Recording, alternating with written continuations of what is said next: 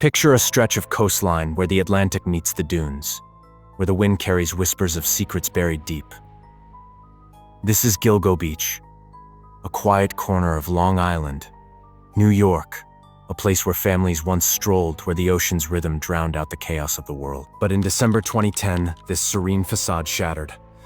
A routine search for a missing woman uncovered a nightmare that would haunt Long Island for over a decade. Bodies hidden in burlap sacks lay scattered along Ocean Parkway. Not one, not two, but 10 sets of remains, some dating back decades. The Gilgo Beach killings, as they came to be known, revealed a predator who thrived in the shadows, leaving behind a trail of grief and unanswered questions. Who were these victims, and who could commit such atrocities undetected for so long? This is the story of the Long Island serial killings, a case that gripped a community, challenged law enforcement, and left families searching for justice. It's a story of lives cut short, of mysteries that linger, and of a community forever changed by the darkness in its midst. It all began with a single missing person case. Shannon Gilbert, a 24-year-old escort from New Jersey, vanished on May 1, 2010, after visiting a client in the gated community of Oak Beach, just east of Gilgo Beach. Her disappearance might have been dismissed as another runaway case, but her family refused to let her fade into obscurity. They pressed Suffolk County Police to act, and on a cold December morning, a canine unit combed the brambles along Ocean Parkway, searching for any trace of Shannon. What they found was far worse than anyone could have imagined.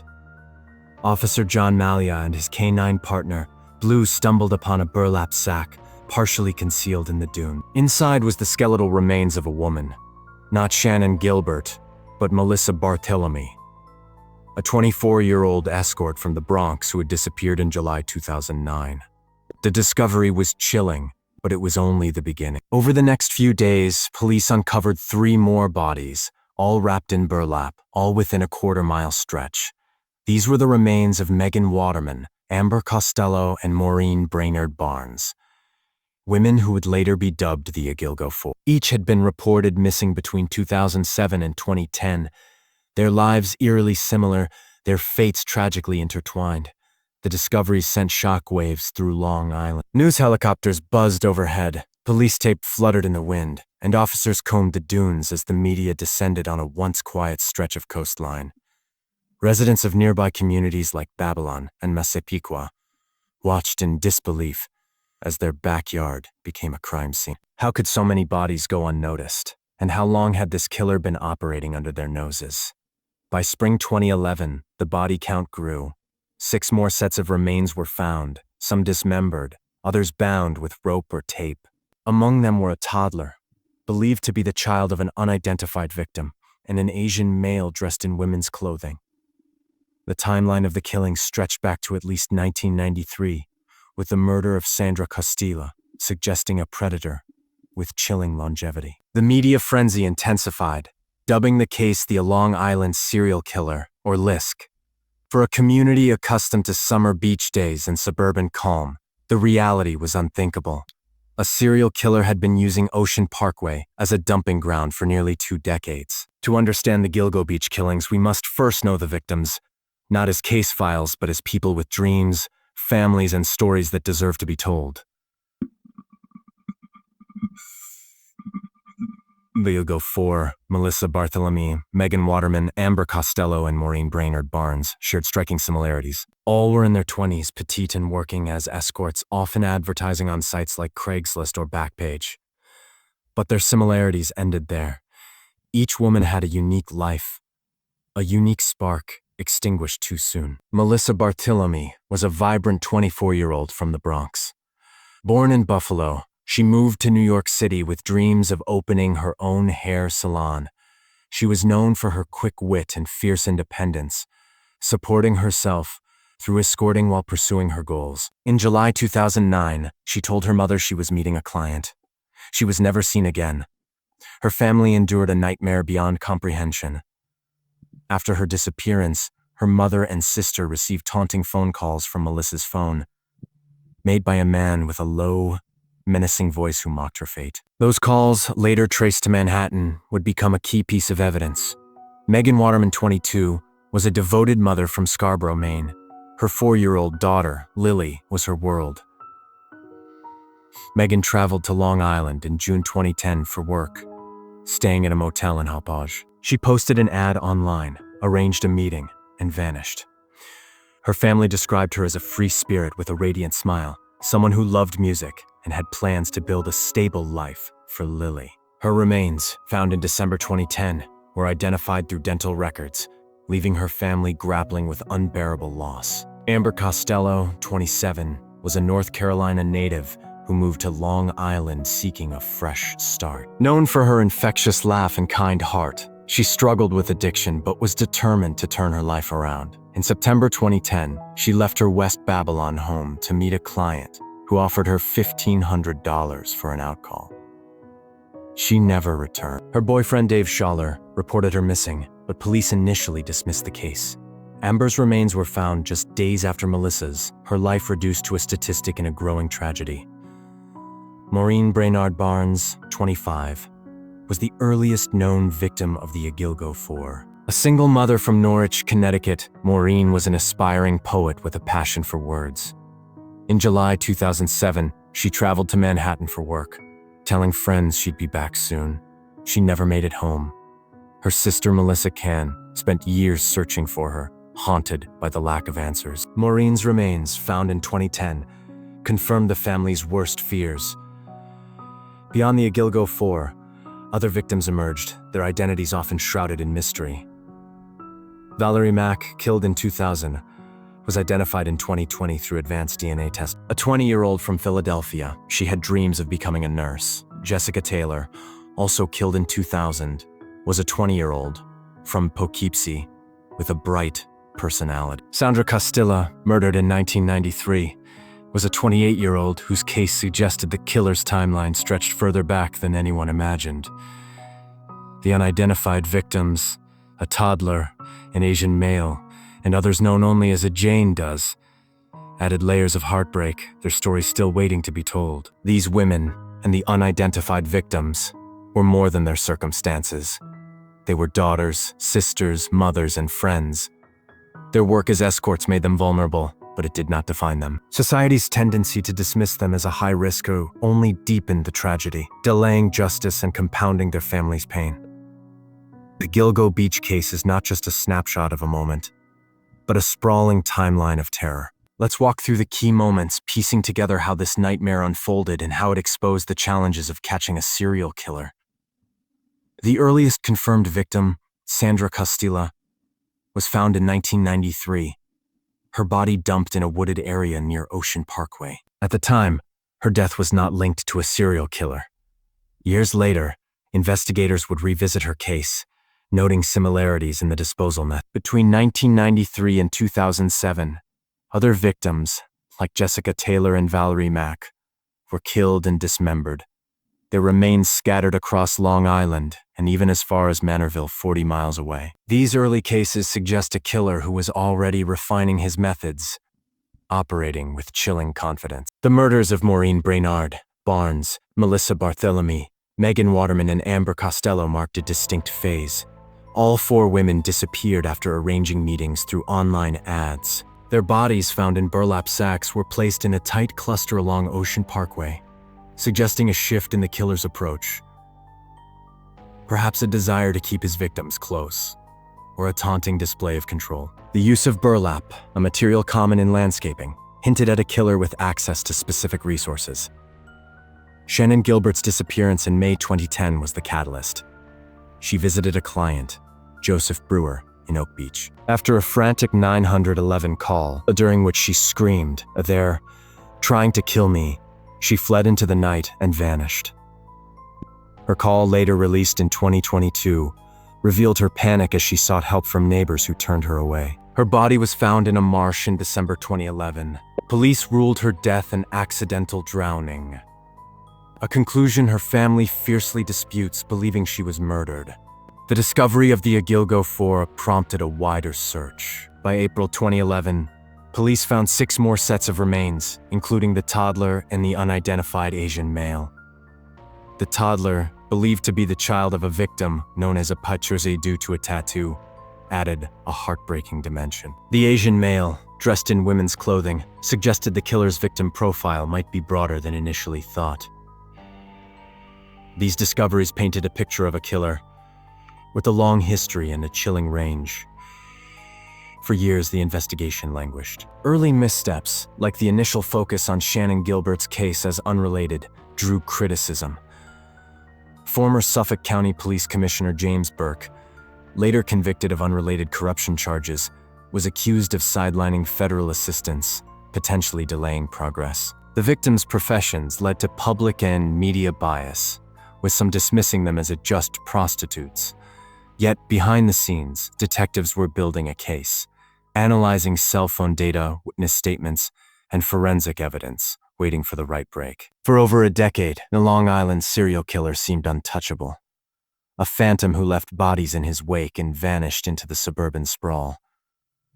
But in January 2022, a renewed task force, formed by Suffolk County DA Tierney, breathed new life into the case. Comprising local police, the FBI, and state investigators, the task force adopted a data-driven approach, sifting through years of evidence with fresh eyes. Their persistence paid off on July 13, 2023.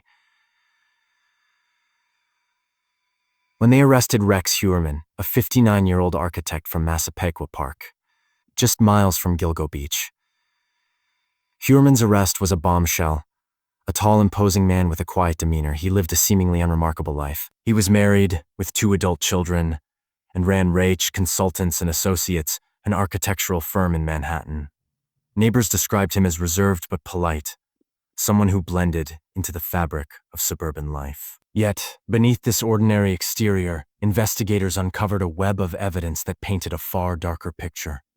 Who is Rex Heuermann? To understand the man accused of being the Long Island serial killer, you must peel back the layers of his double life. Born in 1963, Heuermann grew up in Massapequa, a middle-class community near the crime scenes. He studied architecture at the New York Institute of Technology and built a career advising developers on navigating Manhattan's building codes. Colleagues described him as meticulous, even obsessive with a knack for details, a trait that would later take on a sinister significance. Investigators zeroed in on Heuermann after re-examining cell phone data from the victims' phones. Records showed calls to burner phones linked to Heuermann, placing him in contact with the GilgoFour before their disappearance. A key break came in 2022 when a witness reported seeing a Chevrolet Avalanche, a distinctive truck registered to Heuermann, near Amber Costello's last known location. But the most damning evidence was forensic. A hair found on MeganWaterman's body matched DNA from a pizza crust Heuermann discarded outside his Manhattan office. Additional hairs linked to his wife and daughter, who were out of state during the murders, suggested the killings may have occurred in his Massapequa home. Prosecutors revealed a trove of disturbing digital evidence. Heuermann allegedly conducted over 2,000 online searches for sadistic pornography, torture methods, and updates on the Gilgo Beach case. A Microsoft Word document recovered from one of his devices outlined a meticulous plan for murder, with categories like e-supplies, rope, cutting tools, drain cleaner, a dump site, and a post event he kept. He kept newspaper clippings about the killings, suggesting a perverse pride in his crimes. His internet history included searches for the victims' families, as if monitoring their grief. Heuermann's personal life added complexity. His wife, Asa Ellerup, and their children lived in the same Massapequa home, where evidence suggests the murders took place. Yet investigators found no evidence implicating them, as travel records confirmed they were away during key time frames. Neighbors reported Heuermann's home was cluttered, almost horde-like, with reports of him storing weapons and survivalist gear. Was this the lair of a serial killer, hidden in plain sight? Heuermann's arrest was a turning point, but it didn't close the case. As of July 2025, he faces 7 murder charges, including the GilgoFour, SandraCostilla, Jessica Taylor, and ValerieMack. The task force is grappling with 120 terabytes of data from Heuermann's 400 seized devices, equivalent to millions of pages of documents. Each device, from laptops to burner phones, holds potential clues, but analyzing them is a Herculean task. The case faces logistical hurdles. New York's discovery laws require prosecutors to share all evidence with the defense, slowing progress. Federal funding cuts have strained resources, and the defense is challenging the DNA evidence, arguing it's circumstantial. Heuermann's attorney, Michael Brown, has pushed for separate trials for each victim, potentially delaying justice further. Meanwhile, Dare Tierney has hinted at additional charges, suggesting more victims could be linked to Heuermann. Other leads complicate the narrative. The toddler and Asian male remain unidentified, raising questions about whether Heuermann acted alone. Some investigators believe a second killer may be responsible for earlier murders, like those in Manorville, given differences in disposal methods. The task force is also exploring Heuermann's ties to other cold cases, including murders in Atlantic City and Las Vegas, where he owned timeshares. His architectural work took him across the region, providing opportunities to kill undetected. Could he be one of America's most prolific serial killers, or is the truth even more complex? The investigation's challenges are compounded by public pressure.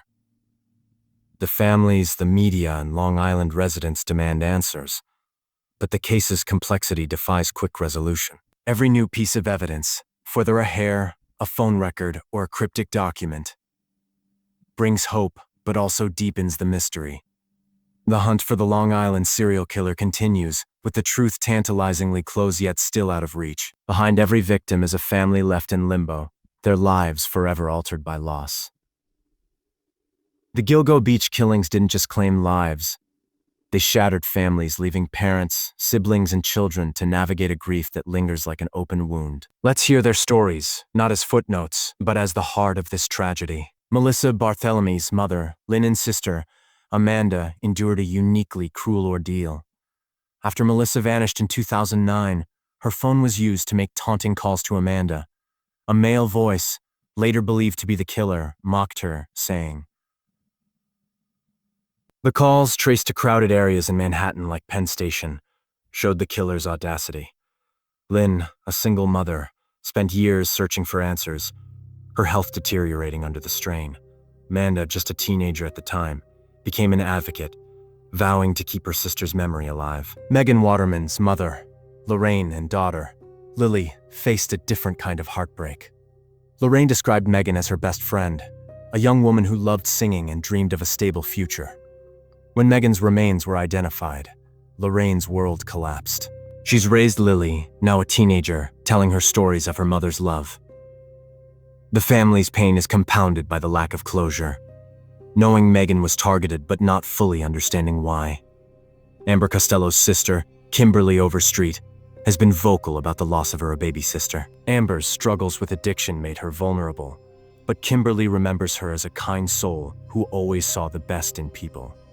The family's frustration with the initial police response, dismissing Amber's disappearance as typical for her lifestyle, fueled their determination to seek justice. Kimberly has attended every court hearing, a silent presence demanding accountability.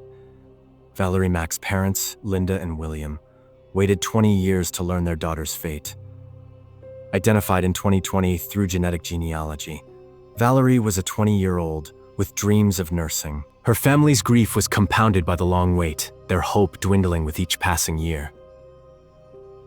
At a memorial, other victims' families sent red roses, a gesture that brought Linda to tears. She was our light, Linda said, and someone snuffed it out. These families, and those of the unidentified victims, share a bond forged in tragedy.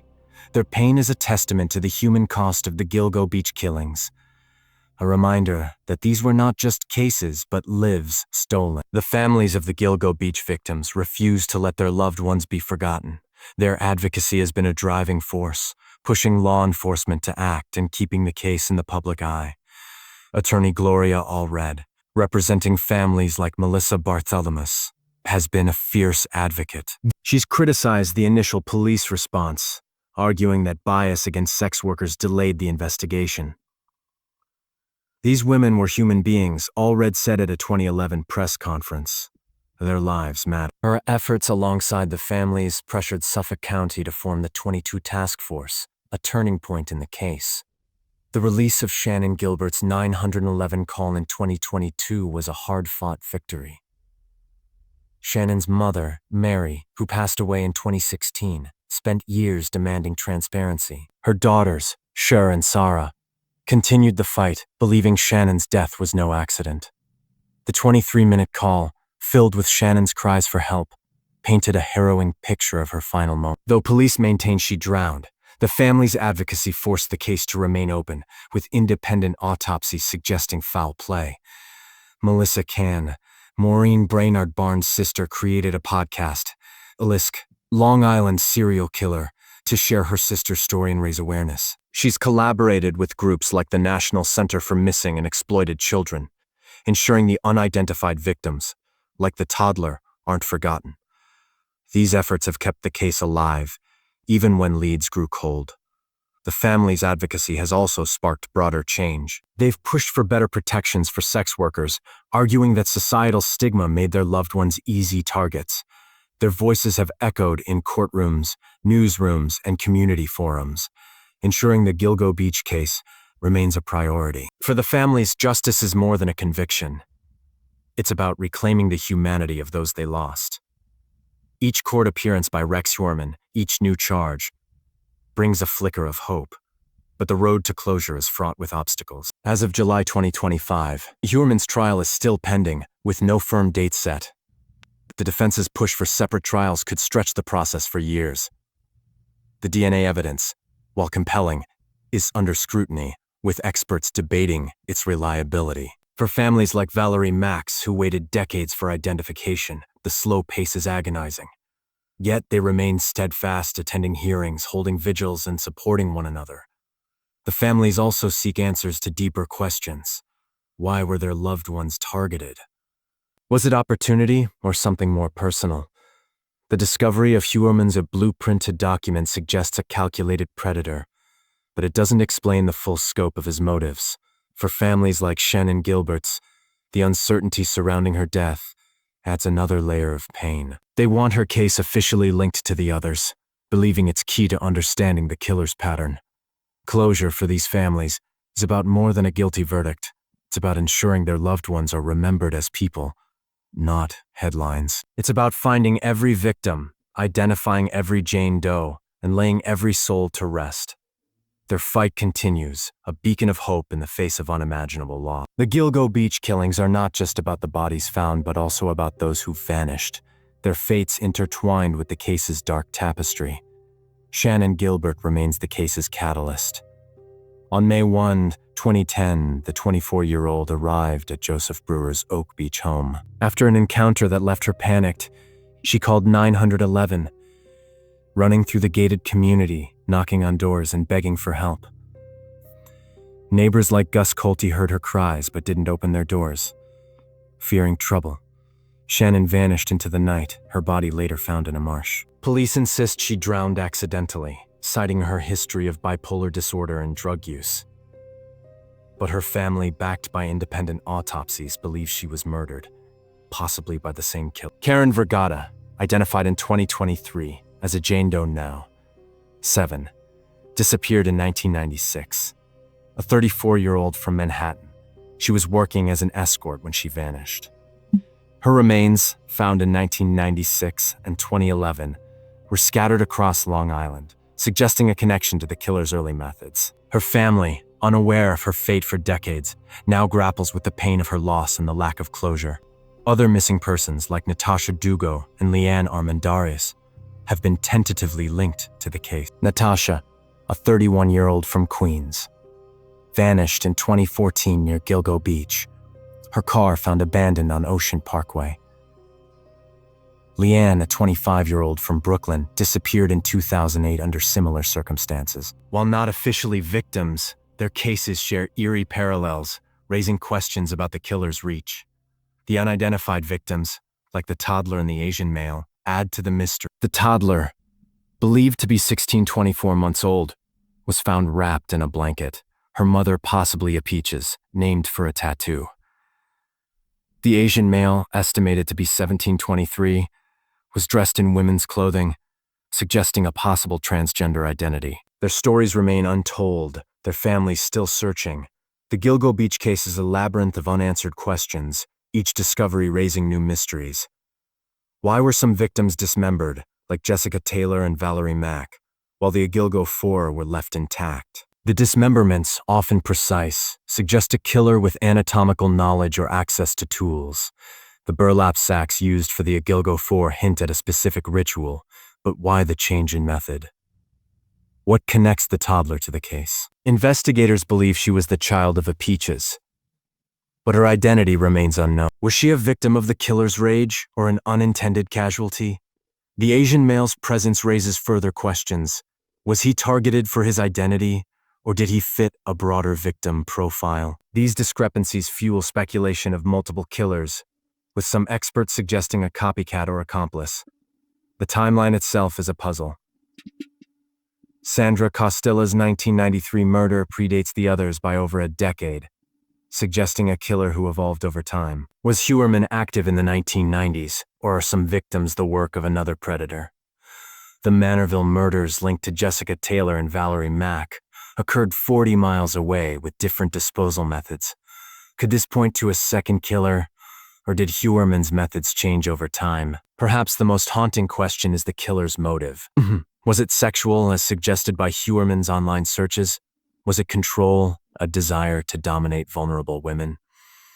Or was it something deeper, a psychological compulsion we may never fully understand? These questions linger, a constant reminder of how much remains unknown.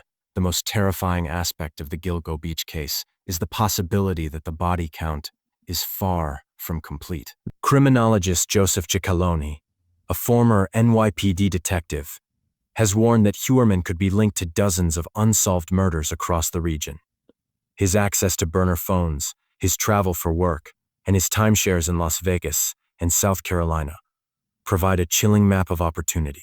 Ocean Parkway's dense vegetation and remote stretches made it an ideal dumping ground, but other areas of Long Island, like Manorville and Hempstead Lake State Park, have yielded similar discoveries. The task force is re-examining cold cases, including the 2006 Atlantic City murders of 4 sex workers found near a highway. Heuermann's presence in the region during that time raises questions, though no direct evidence has surfaced. The unidentified remains, Peaches, the toddler, the Asian male, suggest more families are out there, unaware of their loved ones' fates. Advances in genetic genealogy, which identified ValerieMack and Karen Vergata, offer hope, but the process is slow and costly. The community lives with a nagging fear. If Heuermann isn't the sole killer, could another predator still be active? The dunes of Gilgo Beach, once a place of solace, now hold the weight of that uncertainty. The Gilgo Beach killings have left an indelible mark on Long Island, transforming a region known for its beaches and suburban charm into a place synonymous with tragedy. For residents of Babylon, Massapequa, and Oak Beach, the discoveries were a betrayal of their sense of safety. "This was our backyard," said Rosemary Kafka, a neighbor of Rex Heuermann. "We walked those beaches, raised our kids here." The revelation that Heuermann, a local, could be the killer stunned those who knew. He was the man who waved politely, who attended community meetings, who seemed unremarkable. His arrest forced Long Islanders to question their neighbors, their trust eroded by the realization that evil could hide so close to home. The case also exposed systemic issues. Early criticism of the Suffolk County Police Department, particularly under Commissioner James Burke, highlighted a perceived indifference to sex workers. Community activists, like those with the Long Island Social Justice Coalition, rallied for change, demanding better protections for vulnerable populations. The case became a catalyst for discussions about stigma, with advocates arguing that the victims' professions delayed justice. Local businesses, especially along Ocean Parkway, felt the economic ripple effects. Tourism dipped as Gilgo Beach became a grim landmark, with visitors avoiding the area. Yet the community also showed resilience, with vigils and memorials honoring the victims. The case united Long Islanders in a shared quest for answers, even as it fractured their sense of security. Even with Heuermann's arrest, the Gilgo Beach case remains a puzzle with missing pieces. The questions that linger are as haunting as the crimes themselves, each one a thread in an unraveling mystery. Are there more victims? The task force continues to search Ocean Parkway and other sites using drones and ground-penetrating radar. The vast digital evidence, 120 terabytes of data, holds potential clues, but analyzing it could take years. The unidentified victims like Peaches and the toddler beg the question, how many more families are waiting for answers? Was Heuermann acting alone? The differences in victim disposal, dismemberment versus burlap sacks, fuel theories of multiple killers. Some investigators point to John Bitrolf, a Manorville carpenter convicted of 2 murders in 2014, as a possible accomplice or separate killer. His proximity to the crime scenes and similar victim profiles keep the theory alive, though no evidence links him directly to Gilgo Beach. Where did the murders take place? The presence of hairs linked to Heuermann's family suggests his Massapequa home as a possible kill site. Neighbors reported strange odors and late-night activity, but the home's cluttered state complicates forensic analysis. Could Heuermann have used other locations, like vacant properties he accessed through his architectural work? These questions, and countless others, keep the case alive in the public's mind. Each new development, a new charge, a new lead, brings hope, but also a reminder of how much remains unknown. The Gilgo Beach killings are more than a case. They're a haunting reminder of the fragility of life and the persistence of evil. For the families, it's a wound that never heals, a daily battle to honor their loved ones' memories. For investigators, it's a race against time to uncover the full truth. For Long Island, it's a scar that won't fade, a cautionary tale of what can lurk beneath the surface of normalcy. As the dunes of Gilgo Beach stand silent, they hold secrets that may never be fully revealed.